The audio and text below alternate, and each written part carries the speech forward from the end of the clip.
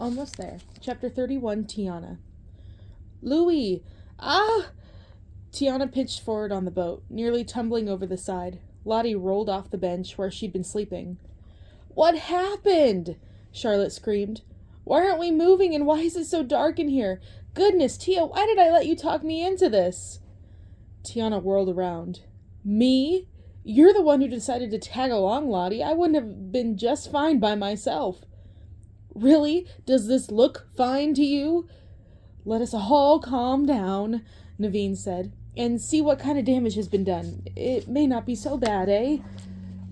They all climbed out of the boat. As Charlotte took Naveen's hand, she slipped and fell into a putrid patch of slimy mud.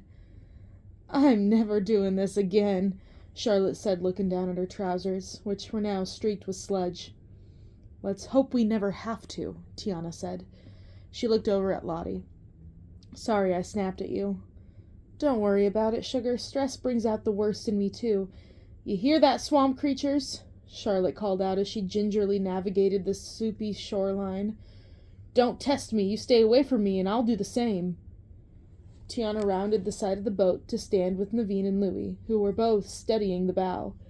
She had no idea how Louis had managed to wedge the vessel inside the cluster of gnarled branches and prickly brambles.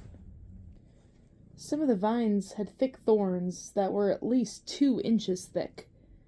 Naveen scratched the back of his head. This looks, pretty sticky. Tiana took a step closer, grateful she'd worn boots, but regretting that they were her good leather ones and not her plastic rain boots. They squished as her feet sank into the mud. She just knew they'd be completely ruined before all of this was said and done. She braced her hands against the hull and tried to give it a push. The boat didn't move a single inch. We tried that, Naveen said. Well, I'm sure you did, she returned. I just wanted to see how stuck you were. We are pretty stuck, he said. She peered at the thicket from several angles.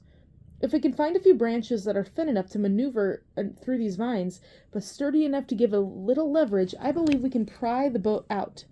Let's see what I can find. She backed away from the boat. She started to flail in the mud, but before she could tumble backward, a set of strong arms braced around her. I have you, Naveen said. He was so close she could feel his warm breath against her ear.